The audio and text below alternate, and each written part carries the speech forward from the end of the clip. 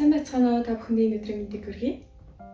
За би хамгийн сүүлд нэг өөрийгөө хайрлах талаар нэг бичлэг хийсэн. Тэгээд тэрийг устгацсан. Тэгээд яагаад устгацсан бэ гэхээр заримдаа би бас нэг хитрхи юм гүн гүнзгий юм ярьсан юм шиг санагдаад зарим бичлэг үзэхээр эмзэглээд байдаг. Тэгээд устгацсан. Тэгээд дээрэс нь нөгөө нэг ярьж байгаа юмаа би ерөөсөө ярахаас өмнө бичиж тэмдэглэдэггүй болохоор хэлэх гэжсэн зарим санаанууд орхицсан байдаг. Тэгээд ер нь бол дахиад бичлэг хийчихье гэж бодоод тэгээд сууж байна. За өөрийгөө хайрлах гэхээр одоо хүн болгонд нэг төсөөлөл байдаг шүү дээ, тий. Шин зүйл суралцах, эрүүл хоолунд идэх, дасгал хөдөлгөөн хийх, өөртөө цаг зав зарцуулж, тий, хоббигоо хөөх, дуртай ажиллаа хийх, хайртай хүмүүстэйгээ харилцах гэдэг ч юм уу. За бид нэр бол ерөнхийдөө өөрийгөө хайрлах гэхээр дандаа ингэж ойлгодог, би ч гэсэн ингэж боддог байсан. Гэхдээ эдгээр яг өөрийгөө хайрлах үйлдэлүүд болохоос биш, яг өөрийгөө хайрлах тэр мэдрэмж биш юм байна л да. Ер нь бол за хүнийг хайрлах, тэ, хайртай хосууд, за эцэг хүн, их хүн, хүүхдэд хайрлах тэр хайр гэдэг чинь дандаа юм мэдрэмжүүд байдаг шүү дээ, тий. Цаанаасаа тэр хайрын мэдрэмж ундарч төрж гарснаар тэр хүнийг хайрлах хайр мэдрэгддэг шиг бид нэр яг өөрсдийгөө тэгж хайрлах мэдрэмжтэй болох хэрэгтэй юм байлээ дотроосоо. За тэгээд тэр мэдрэмжийг бид нэр яагаад алдсан байдаг вэ гэхээр багасаа ингээд үзэж туулсан траума, тий, одоо хэцүү, айдас, хүчүүд дандаа юм муу мухай сэтгэл хөдлөлүүд байдаг шүү дээ, тий. Одоо хамгийн хүчтэй нь бол айдас байна. За тэгээд ичих, за атаархах, уурлах, хорсох гэдэг ийм сөрөг сэтгэл хөдлөлүүд нь шүү дээ, тий. Ийм нөгөө нэг удаан барьсан дотроо дараад хадгалсантай гадагшлуулж өөрийгөө имжлээгүй сэтгэл хөдлөлүүд маань бидний дотор хоримтлагдахаараа бидний яг ил ухамсарт мэдэгдэхгүй ч гэсэн даалт байдлаар ерөнхийдөө бидний өдөр тутмын амьдрал гаргаж байгаа шийдвэр, үйл хөдлөлүүд болон сэтгэл санааны байдал даалтаар нөлөөлөд идэг. За тэгэхээр бид нэр сөрөг сэтгэл хөдлөлүүдээс болоод өөрийгөө хайрлах хайрын мэдрэмжээ ерөнхийдөө алдсан байдаг. Тэгэхээр яг эдгээр даалт хуримтлагдсан одоо сөрөг сэтгэл хөдлөлүүдийг бид нөгөө сэтгэл зүйчийн тусламжтайгаар ч гэдэг юм уу, тий. За эсвэл shadow work хийснээр мэдээж эмчилж болдог. За тэгээ шууд ингээд эмчлэх мэдээж хэцүү. Тэгээд тэрнээс өмнө ер нь бол өөрийгөө хайрлах тэр мэдрэмжийг сэрэх ёстой. За өөрийгөө хайрлах мэдрэмжийг сэрэх нь яагаад чухал юм бэ гэхээр одоо нэг юм эхнэр нөхөр хоёр хамт амьдарчлаа гэж бодъё л та, тий. Тэгээд бие биендээ хайргүй болсон мөртлөө одоо өөрийг хариуцлагын үүднээс ч гэдэг юм уу, тий, ингээд хамт амьдардаг. Тэгээд бие биенийхээ төлөө ингээд зөвхөн хариуцлагын хүрээнд ямар нэг үйлдэл хийж өгдөг. Мөртлөө ингээ хайргүй хүнтэйгээ хамт би ингээд төсөөлөд үзтээ. Яг тийм мэдрэмж бид нэр өөрсдөө хайрлахгүй бол бидний амьдрал, өдөр тутмын амьдрал яг л тэгж өрнө гэсэн үг. Тэгэхээр бүх зүйлийг эхлэхээс өмнө өөрийгөө хайрлаж эхлэх хэрэгтэй. Одоо сошиал дээр бас юм эрэлттэй байгаа, хандлт ихтэй байгаа сэдвүүдийг харахаар дандаа харилцааны сэдвүүд байдаг. Одоо хайртайгаа хизээ уулзрах вэ, эсрэг хүснээ найрах арга маргач гэдэг юм уу, тийм. Хүн болгон л хостой болохыг хүсдэг. Ингээд хин нэгнэр дандаа дутаж хосоо хайдаг, тийм. Уг нь бид нэр ингээ мөн чанараараа л тийм дотроосоо хайрын мэдрэмжээр дүүрээд тэрүүгээрээ бүр халиад тасгараа. Тэгээ бусадтай хуваалцмаар санагдахаараа хостой болдог. Гэтэл бид нэр дандаа ингээд нэг дутуу ямар нэгэн зүйл биднэрт дутуу санагдаад ганцаардаад ч гэдэг юм уу, хэн нэгэнтэй л нийлчих юм бол амьдрал нь бүтэн аз жаргалтай болох гээд байгаа юм шиг төсөөлдөг. За тэгээд өөрийгөө судлахгүй дандаа гадагшаага юм судалгаа хийгээд идэг. Тэгэнгүүтлээ хэрвээ нөгөө нэг өөрийгөө хайрлаж сураагүй тэр мэдрэмж байхгүй хүн хэн нэгэнтэй нийлчих юм бол нөгөө хүнээч тэр өөрийгөө ч тэр маш их зовоож ийж, зовлон туулж ийж амьдралыг ч гэдэг юм, өөрийгөө ч гэдэг юм ойлгох тийм маш одоо өндөр үнээр тэр хичээлийг олж авдаг. Гэтэл хүн гадагшаа ерөнхийдөө анхаарал хандуулахаас өмнө эхлээд дотгошоо анхаарлаа хандуулаад сурчих юм бол гаднах зүйл угаасаа аяндаа цэгцэрнэ. Тэгэхээр таны доторх ертөнц ямар вэ? Гадны ертөнц яг тийм байна гэсэн. Тэг өөрийгөө ингээд гой зөв хайрлаад сурцсан хүн мэдээж бусдад зөвхөн одоо хайрын харилцаан дээр гэлтэхгүй, өөрөөсөө дандаа тийм гэрэлхийгээ хайрын одоо авра баг ялгаруулж явж идэг. За тэгэхээр энэ мэдрэмжийг яаж сэрэх ёстой юм бэ гэхээр хамгийн нэгдүгээр бид нэр бясалгал хийх хэрэгтэй. Би та нарт айгүй амархан бясалгалын арга зааж өгье. За тэгээд дээрэс нь хитэн алхмууд байгаа. Эднэрийг бас би зааж өгье. За тэгээд өргөлжлүүлээд сонсохоос өмнө та нарыг заавал бичиг цаас, үзэг цаас бэлдээсэй гэж хүсэж байна. Тэгээд энэ алхмуудыг тэмдэглээд аваарай. За тэгэхээр бясалгалын хувьд гэх юм бол та бүхэн маань өөртөө эвтэйхэн судлаа болоод за дэшаараа хөвцөн ч болно, завлаад суусан ч болно, сандал дээр суусан ч болно.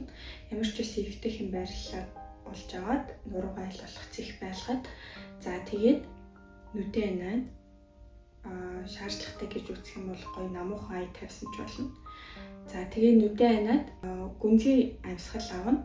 5-ын тоонд гүнзгий амьсгал аваад гиз рүү амьсгалаа дүүргээд за 5-ын тоонд амьсгалаа барина. За тэгээд араас нь 7-8-ын тоонд амьсгалаа гаргана. Хамраараа амьсгал аваад хамраараа амьсгалаа гаргана гэсэн. За энэ бол бясалгал хийхдээ өөрийнхөө анхаарал, бие, сэтгэл, төвлөрлийг бэлдэж байгаа. За тэгээд үүний араас нь нэгдүгээрт нь яг зөвхөн өөрлөгөө дотгошоогоо чиглээд уурлуулж, гомдоож байсан бол уучлаарай гэд хэлнэ. За тэгээд хоёрдугаарт нь миний төлөө хийсэн бүх зүйлд баярлалаа гэд бас өөртөө талархаад чин сэтгэлээсээ өөртөө хэлнэ. За цааш нь гуравдугаарт гэх юм бол хайртай шүү. Чин сэтгэлээсээ хайртай шүү гэдгийг өөртөө хэлнэ гэсэн үг. За энэ гурван үгийг дор хаяж 5 удаа тэгээд дэшээ хязгааргүй хит хэлмээрэн тэр одоо өөртөө хангалттай хэмжээнд санагдах хүртлээр давтуулсан. За тэгээд унтахаас өмнө ч юм уу те өглөөс ирээд аль болох хийгээд за дадал болгочих юм бол багаар одоо таны сэтгэл санааны байдал өөрийгөө хайрлах хайрын хэмжээ нэмэгдэж эхэлнэ. За бясалгалаас гадна энэ өөрийгөө хайрлах хайрын хэмийг нэмэгдүүлэх бас хэдэн аргууд хэлж өгье. За хайр гэдэг чинь ерөөсөө хэмнэл шүү дээ. Тэгэхээр энэ хэмнэлийг бид нэр дэмжиж өгөх хэрэгтэй гэсэн үг байхгүй юу? Өөрийнхөө бодол сэтгэлээр одоо шууд хүчээр үлдэж чадахгүй байх юм бол механикаар энэ одоо хайрын мэдрэмжийг сэргээх би хэдэн арга хэлж өгье. За нэгдүгээрт нь гэх юм бол яг зүрхэн тушаа газраа ингээд 100 удаа нар зүв тойруулаад өөрийгөө илнэ. Ер нь бол өөрийгөө илэх, таалах, тайвшруулах, товших гэдэг маш том хайрын хэл байдаг. Өөрийгөө тайвшруулах, өөртөө хайртай гэдгийг илэрхийлэх маш том нэг арга гэсэн. За хоёрдугаарт нь гэх юм бол хурууны өндгөөрөө зөөлөн товшино. За зүрхэн тушаа товшоод гэх юм бол одоо энэ зүрхчин нөгөө нэг цус ингээд шахдаг эргэтэн шүү дээ. Бүх биеийн эдэс рүү цус шахаж байгаа эргэтэн. За энийг ингээд механикаар дэмжиж өгнө гэсэн.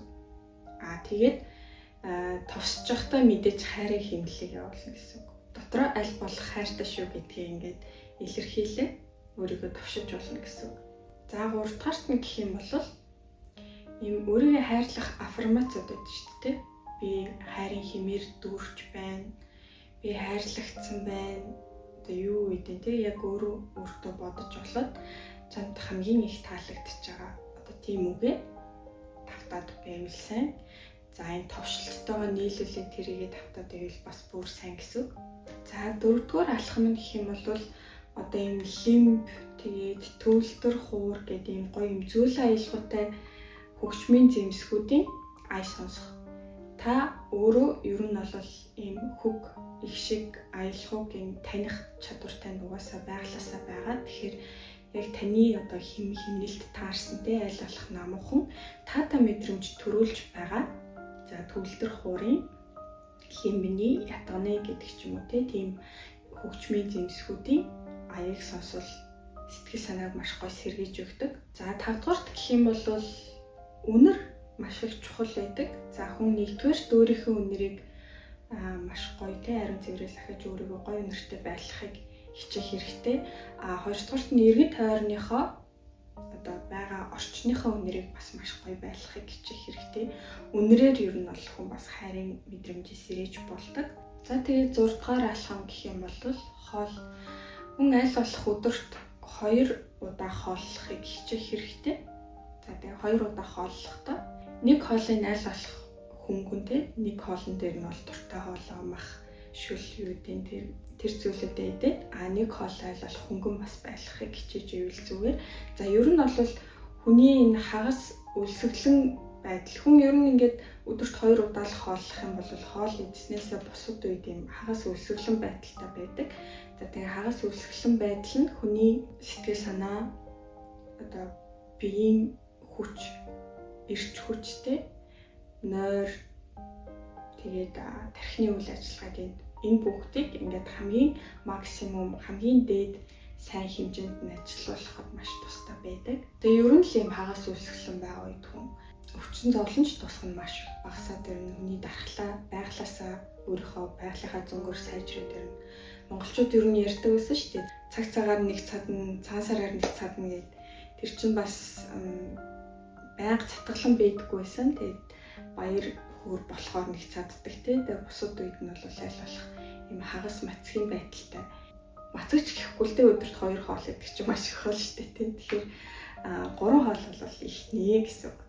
За тэгээд механик аргаар болол одоо эдгээр үйлдэлүүдийг хийх юм бол өөрийнхөө харийн хэмнэлийг дээшлүүлж болно. За тэгээд дээрэс нь хамгийн сүүлийн аргыг хэлж өгье. Аль болох гудамжаар явахдаа инээж явж байгаарай. За миний хувьд ингээ багаас авсан травманаас болоод би маш их хөмсгөө зангидж ууртай царайлж тэгээд ингэж бүгтэж явдаг гэсэн гудамжаар.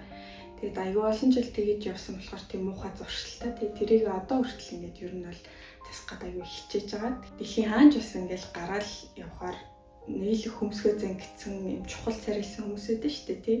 Тэр донд та ингээ ганцаараа ядаж инээмсэглэдээ дотроо хүчээр чамаагүй амаа ингээд инээмсэглэх хэлбэрт оруулаад явж болно. Эсвэл гоё сайхан зүйл бодоод инээмсэглэж болно. Тэгээд ер нь бол гудамжаар инээгээд явж байгаа хүний хажуугаар зөрөхөд хүртэл тийм гоё таата мэдрэмж төрүүлдэг шүү дээ тий. Тэгээд энийг аль болох санаад би ч гэсэн байнга ер нь бол инээмсэглэж явахыг одоо хичээдэг болсон.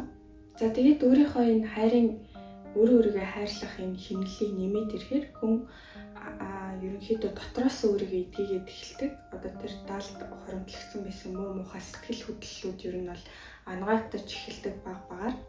За тэгээд эдгээр нь ангаагдаад өөрийгөө хайрлаад эхлэхээр хүн дотроосоо яг өөрийнхөө тэр бүтээлч байдал мөн чанарыг ойлгож ухаарч эхэлдэг. За эмэгтэй хүн бол илүү эмэгтэйлэг шин чанар нэгсэн, эрэгтэй хүн бол илүү эрэгтэйлэг шинж чанар нэгсэн гэдэг ч юм уу тий. Ийм дотоод өөрийнхөө мөн чанарыг олж авдаг. Одоо нийгмээс бусдаас ирсэн бидний ийм хүн байх ёстой, тийм юм хүн байх ёстой гэсэн юм дарамт чахалтаар бид нөр өөрсдийг маш их хэвдэж өөрчилсөн байдаг. Тэгэхээр тэр бүх маскнуудаасаа бас салж тий. Тэрийг одоо зөвөр тунгийн тааруулж ашиглаж чаддаг болно гэдэг ч юм уу. Ингээд дотроос аягүй ингээд сэрж эхэлдэг. За тэгээд өнөөдөр ийм зүйл хуваалцахыг хүслээ. Хэрэгтэй санагдсан бол та бүхэн маань заавал бичиж тэмдэглэж аваад хэрэгжүүлээд үзээрэй гэж хүсэж байна. За тэгээд асуух зүйл байх юм бол комент хэлдэгээрэй. Баяртай.